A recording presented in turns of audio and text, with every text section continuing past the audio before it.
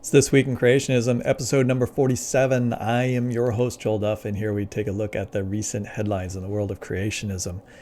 This week we have new corporate digs for answers in Genesis, young earth creationists, or so-called young earth creationists, that believe the world might be as old as 10,000 years old. Are they compromisers?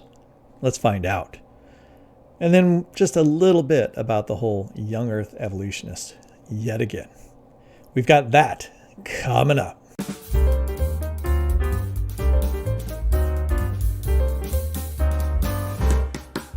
Let's just jump right to the whole 6,000 or 10,000 years. How old is the Earth? Young Earth creationists, you might think, a couple thousand years compared to billions of years old. Is there anything to quibble about if you're a young Earth creationist? Well, apparently there is. There's always been this question. 6,000 years, or very close to 6,000 years, or possibly longer. Of course, not millions of years, but maybe thousands of years longer. In other words, some creationists might allow for a 50% older universe and Earth than other creationists. Let's check that out. Now, what made me think of this was there was an article on the New Creation blog. Now, the New Creation blog, what often they do there is they have authors that kind of summarize important papers in young Earth creationism, kind of boil them down to a real lay level, take some academic papers from the creationist literature, make them more accessible. And so like this introduction, very nice introduction, David McGee defines young Earth creationists as a group of theologians, philosophers, and scientists who affirm that Adam was created by God around 10,000 BC to 4,000 BC. But why is there such a wide range in these suggested dates? Actually, what I said was just wrong a moment ago. Instead of 10,000, that would actually be 12,000 years old, right? Plus 2,000 years. So why such a range in these suggested dates? And then you're going to go on to summarize the research of an article called Creation Date of Adam from the Perspective of Young Earth Creation by David McGee. And guess where that paper is published? In the Answers Research Journal. And I'm going to show you that article in a minute because it's going to be kind of an ironic moment because Answers in Genesis themselves doesn't seem to pay attention to or even acknowledge their own literature in their own peer-reviewed journal. But we'll get to that. Right, so I'm not going to go through all of his arguments. I'm not here to talk about the different biblical arguments for it has to be a strict 6,000 years or 4,000 BC, or it could be you can make allowances for slipping in additional periods of time, maybe between the creation and the flood, and then maybe flood and Abraham. All right, that's essentially what it boils down to. Can you add extra time in the genealogies, or must you be very strict and literal about the genealogies, in which case you do only end up with about 6,000 total years of time since the beginning of the earth, and presumably the beginning of the universe. McGee considers the strengths and weaknesses of each perspective, includes that neither viewpoint provides a completely satisfactory explanation for the length of time between Adam and Abraham. He believes that each perspective has some strong arguments and some arguments that are problematic. The truth, in McGee's opinion, lies somewhere in between the two perspectives. He finds it hard to allow for gaps within the genealogies without breaking the basic rules of biblical interpretation, at least in Genesis 5. At the same time, he sees difficulties with the short time frame allowing by the geochronology perspective. Because of this, he is not totally closed to the possibility of gaps, especially in Genesis 11. McGee closes the article with this following caution to his readers. May you draw a conclusion of what interpretation you espouse, and then realize that your differences with other viewpoints should not cause division, but rather a healthy, gracious respect for where you disagree. Good advice to many young Earth creationists, especially in this day of arguments about young Earth evolution and other issues that they're dealing with right now. Okay, so this New Creation blog simply points out that there are differences of opinions among young Earth creationists about exactly how old the Earth is. How can you read the chronology of Scripture? What conclusions do you come from? Now, I want to draw this out into, I remembered when I read this, that Answers in Genesis a few years ago made a big deal about the age. And Bodie Hoge, son-in-law of Ken Ham, wrote a very strongly worded article for Answers in Genesis that came down definitively on the side of it's just 6,000 years, and essentially called all others, other young earth creationists, compromisers for allowing gaps into the genealogies. Let's take a look at that. Okay, so here we go. From the Answers in Genesis website by Bodhi Hoj. This was in April 15, 2017. Here's the title, right? 6,000 years or 10,000 years, does it matter? And you know, when Answers in Genesis asks a question like that in the title of an article, for one thing, it helps get you clicks, right? What's the answer going to be? You also know they're going to have an answer because they are Answers in Genesis, right? You know, they're not going to come out with it could be this or it could be that. They're going to have to make a decision, and they do always make a decision, which is the truthful answer. So he begins with a short description of how there's different viewpoints on this within the Young Earth Creationist Committee, and talks about where the debate is and so forth. And again, we're not going to go into the details here, but let's get down to what he has to say. So what is the Earth's age? About 6 or 10,000 years ago. Answers in Genesis has carefully placed in our statement of faith, right? So they have a statement of faith that includes a lot of statements about what they believe, and this is something that they hold all of their employees to. They have to sign off on the statement of faith. I think that every year they have to reconfirm their commitment to this particular statement of faith. And what does that statement of faith says? Scripture teaches a recent origin of man, and the whole creation spanning approximately 4,000 years from creation to Christ. Right. Now, it does say approximately, because we're not talking about exactly 4,000 years, because, of course, every year is not going to be 4,000 years. We're adding another year, and there is some very slight disagreement about how to literally read the genealogies. And so there's going to be a little bit of flexibility that they're allowed. But notice they're not allowing 4,000 to 10,000 years, all right, or 8,000 years at all. Why do we say this? The Bible spans from the beginning of time until the New Testament was complete. So the logical place for the calculation based on the Bible is from creation to Christ. Then we can add that time from Christ until today. So we can work out the approximate calculation. And then he goes through and talks about the calculation and shows that there can be no disagreement about this. And then we get down to the end. If one proposes gaps in Genesis 5, the chronological data in the Bible is false. All right, if you're going to make a statement that if there's a gap, then the chronological data is false, then the Bible must be false, right? Since you've already concluded what the genealogies mean and must mean and how they must be interpreted. So no other viewpoint is possible, right?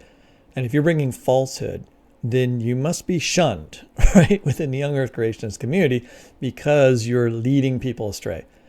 And you are back to the same problem of having an untrustworthy Bible. Remember, this is all about the authority of Scripture. And if you're not going to take the authority of Scripture seriously in terms of it's 6,000 years, not 10,000 years, and only those who want to allow a longer time period because they're influenced by evolutionary biology and old age and other theologians from cemeteries, right? Cemeteries. We're not going to allow that, right? We are going to have the authority, and if you're going to create an untrustworthy Bible, there is no legitimate reason to introduce gaps into the genealogies other than the desire to extend the dates beyond an extra, based on what? Extra biblical ideas, right?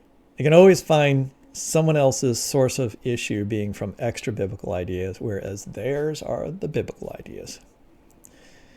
When you leave open the possibility of an earth to be 10,000 years old, you are suggesting that God erred in numerous places in the Bible. My humble, it doesn't sound terribly humble at this point, but my humble suggestion is to be more precise based on the biblical data that is given. It is better to err on the side of Scripture, right, than the side of sinful, fallible man's ideas about the past. I don't know. This is a pretty strong statement from the son-in-law of Ken Ham saying that there isn't even dispute, there isn't even wiggle room within for discussion within even young Earth creationists about maybe an extra 4,000 years. The temptation is maybe it's, boy, some of this scientific data is kind of hard to squish into 6,000 years. If we could just squeeze out another 4,000 years, we might be able to sort of accommodate all the scientific data. But then you're accommodating what? Scientific data. You're accommodating worldly information, stuff from the creation rather than simply from Scripture, which is the first source. Oh yeah, one other thing. I'm going to just keep scrolling down here. Let's look at his references. How does he come to this strong conclusion?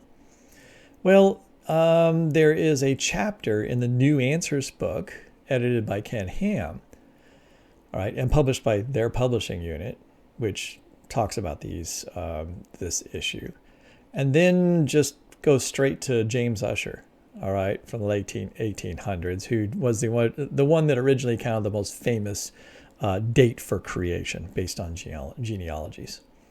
Another reference to another theologian's work, again from Master Books, which is, again, a publishing outfit for Answers in Genesis. And then something from the Dictionary of the Holy Bible. You know what's missing here?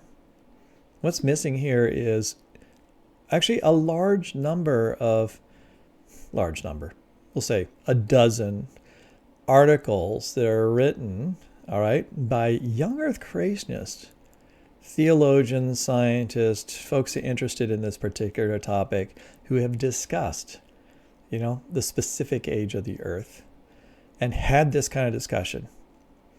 And the most important one, of course, is the one we just talked about from the New Creation blog just revisited. Creation date of Adam from the perspective of young Earth creationism. Do you notice the date on this? This is 2012, 5 years before Bodhi Hodge wrote his little screed about how it's 6,000 years and not 10,000 years. And so this is the article that was summarized on the New Creation blog. And most importantly, where was it published? The Answers Research Journal, right? The peer-reviewed journal of Answers in Genesis. Now, while they don't have to accept every single opinion that's published there, and they have a disclaimer that everything published there is not necessarily the opinion or position of Answers in Genesis, the fact that they should take their own peer-reviewed journal research seriously and at least interact with it. To ignore the fact that their own journal has published something that says at the end, and I want to remind you, his last statement after looking at these different viewpoints, may you draw a conclusion in which interpretation you espouse, and then realize that your differences with other viewpoints should not cause division, but rather a healthy, gracious respect for those you disagree with. Right? I have attempted to represent both viewpoints fairly and critique with equal vigor. My theological heritage is indebted to both, initially under the teaching of Whitcomb and Davis and so forth. So he's looked at a whole bunch of literature from other young Earth creationists. My own perspective is that I am a combination of chronogenealogical perspective and non-chronological perspective. I struggle with seeing how the scriptures would permit genealogical gaps in Genesis 5, while I'm cautiously open to possible gaps in Genesis 11. All right. I guess Bodhi Hodge thinks that he's a compromiser, right? Yeah, that I don't see anything in this article that suggests that he is strongly persuaded by worldly worldviews, and that he's not simply looking at Scripture and asking what are potential faithful interpretations of the text. Alrighty, so 10,000 years or 6,000 years?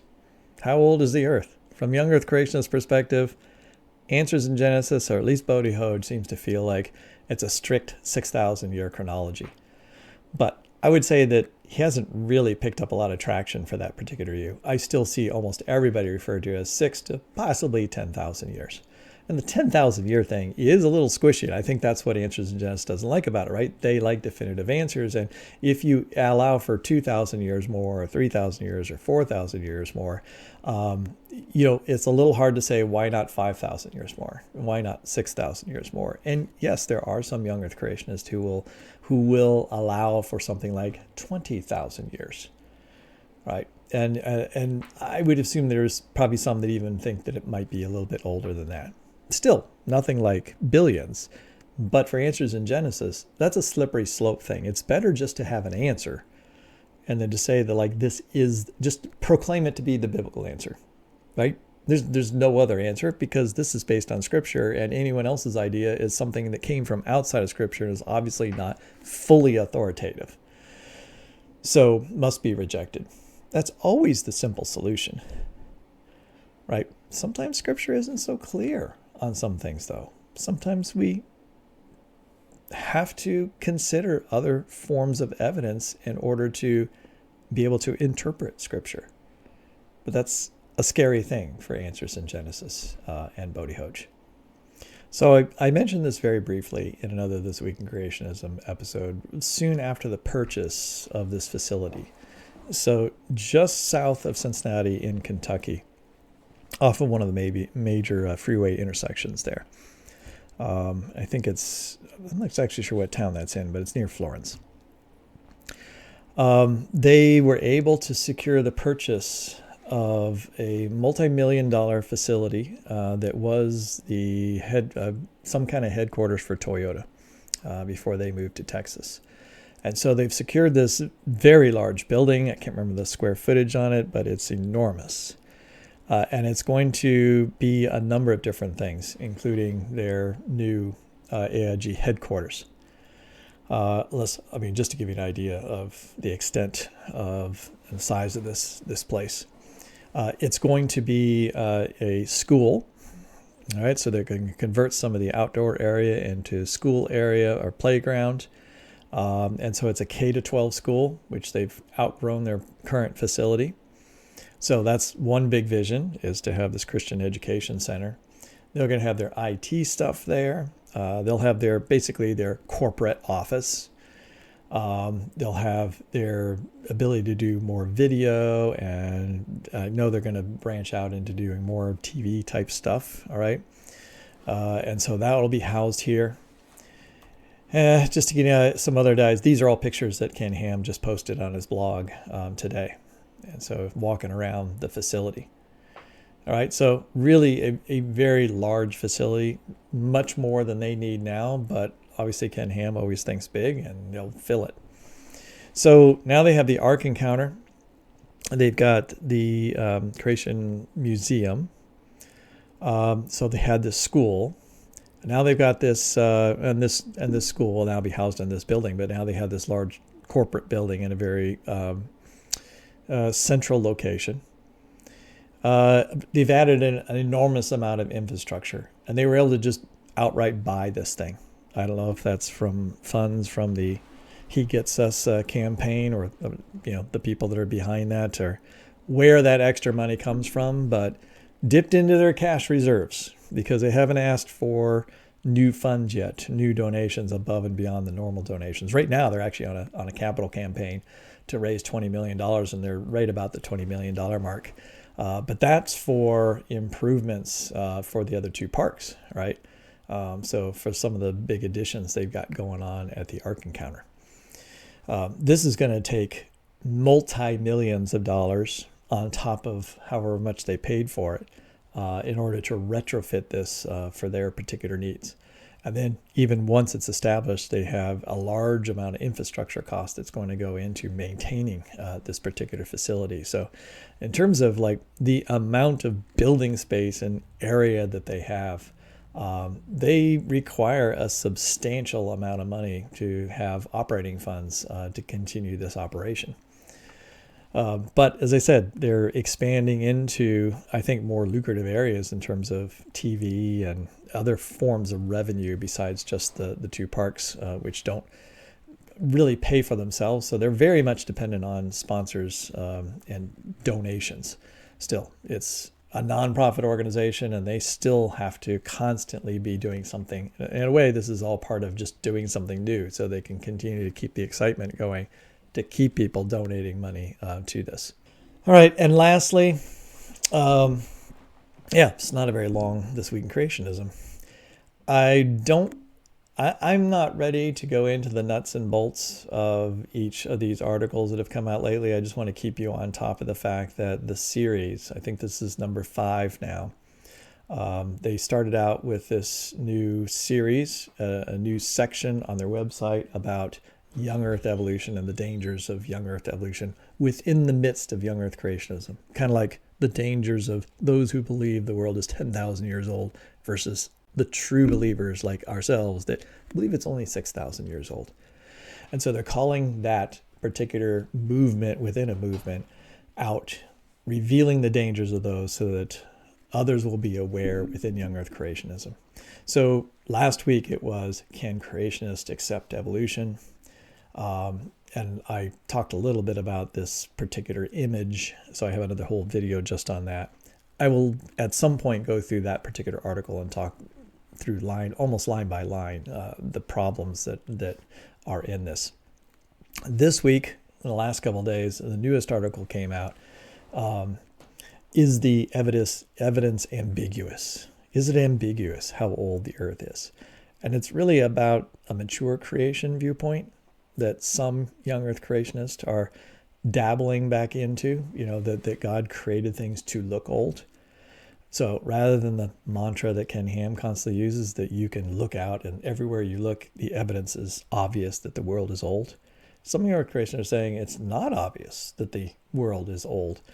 It seems obvious and apparent on the face of it that the world looks old in many ways.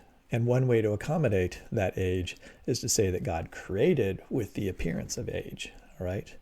And so, or I guess you could say the appearance of maturity, that the world is mature, or that God used different processes at accelerated rates in the week of creation in order to create things. Still created those in 6 days, but if the processes were sped up, when we look back at it, it's going to look as if it took a long time. Now, this, again, is anathema to young Earth, to Answers in Genesis, and they feel like they have to call out those who are making these claims. And I'm not sure that they're making those claims as if they're absolute truth claims, or just saying, like, these are things that we need to explore. These are different hypotheses that they believe are within young Earth creationism to explain the evidence of God's world around us. But to this particular author, and I know that this series is anonymous, and it's said to be a ministry position of Answers in Genesis, that they as an organization are taking this particular viewpoint as a whole ministry against others that are saying these things. But this is really written by one person primarily, who is calling out a number of different people and sort of laying out a set of grievances about how they think that these individuals are damaging young Earth creationism. We will get back to this. We'll talk about it a lot more. It's a very important event in the history of young Earth creationism. You can go back to times where, say, the split between Answers in Genesis and Creation Ministries International.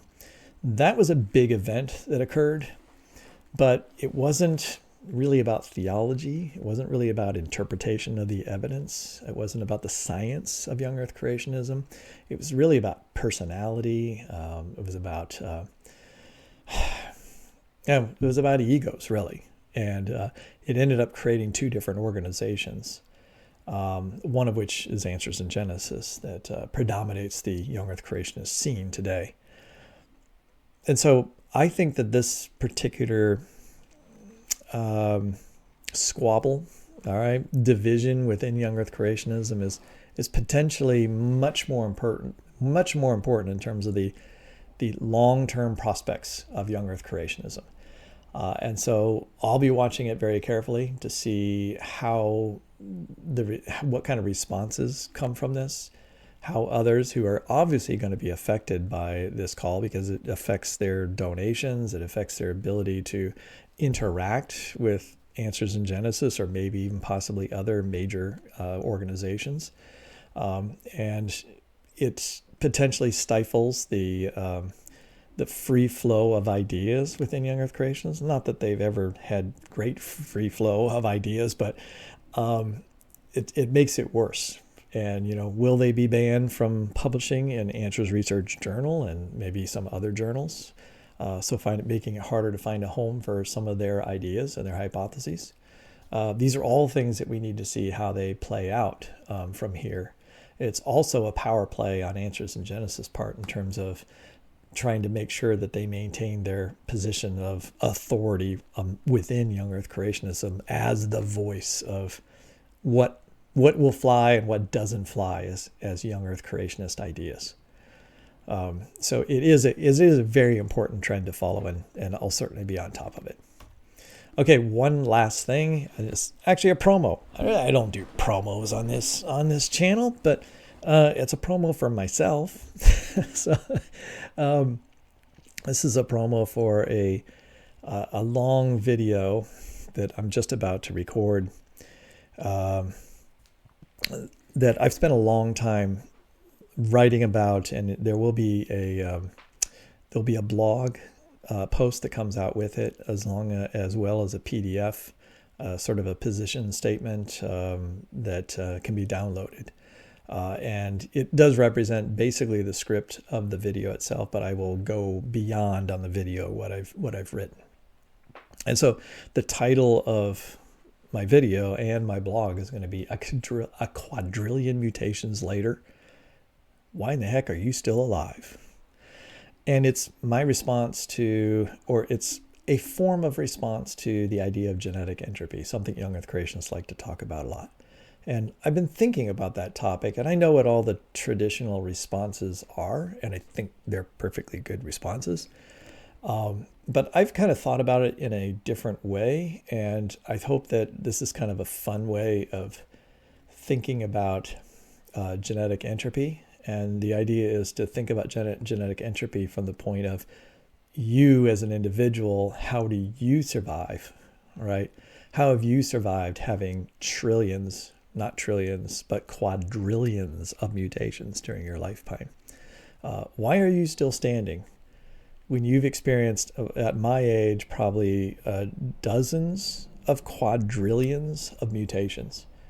How is that possible? So we'll talk about what happens to those mutations, how they're filtered out, and how many of those mutations survive to become mutations in my offspring. All right. So in my kids, how many have I passed down? So if I have quadrillions of mutations, how many am I giving to my kids? And that's where we'll connect the idea of what happens to mutations in yourself, and then what happens to mutations in a species and the overall health of a particular species. Because genetic entropy is all about everything's decaying, everything's falling apart, and eventually species are going to fall apart because they're accumulating all this bad stuff, right? All these negative mutations, all these deleterious things. And so how can we compare ourselves to species? It's not going to be a perfect analogy, but it's kind of a fun thing to think about. And I get to talk a lot about some interesting biology and some things maybe you've never thought about. So don't freak out that you've had a quadrillion mutations. I'm going to show you why you shouldn't be overly concerned that you've had a quadrillion mutations during your lifetime. All right. That's it for me today. Thanks a lot for listening. We'll be back with another episode of This Week in Creationism. There's actually a whole lot going on in creationism right now. It's almost hard to keep up. And I'm just hitting sort of like the big stories and anything else fun that kind of comes along. All right. Thanks a lot for listening. We'll talk to you later. Bye-bye.